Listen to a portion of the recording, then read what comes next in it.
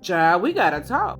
One, it has come to my attention that Gary, Indiana has been without power since August 11th, 2026. And it has also come to my attention that the United States power grid has been not updated in 30 years, and that if we were all to experience a power outage, it would take up to 18 months to get us all with electricity back on. Now, today is August 24th. Back to Gary, Indiana. A severe storm hit northwest Indiana with reported winds up to 99 miles per hour.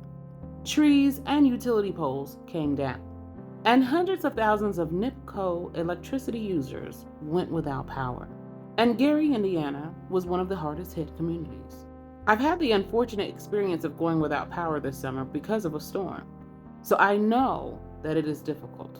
But that is quite a long time for an infrastructure to not be able to recoup. And as of Sunday, yesterday, Gary's mayor said as of yesterday that there are over 9,000 people still without power.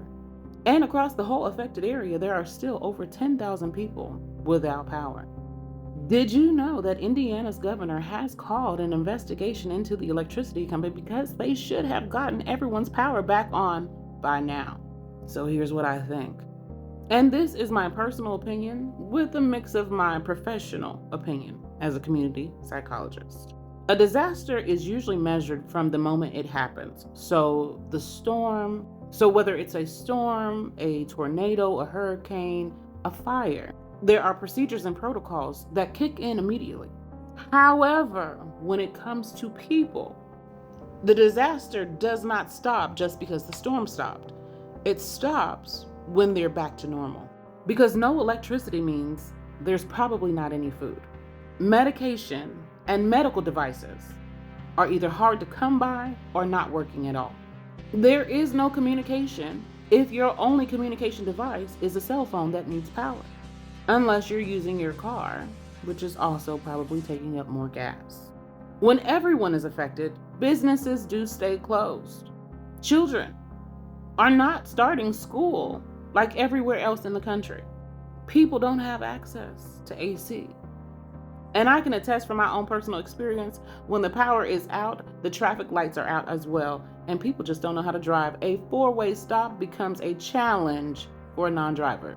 The difficulty within a community is when the storm is over, that does not mean that the trauma is over. It means that the disaster is still racking up its bill.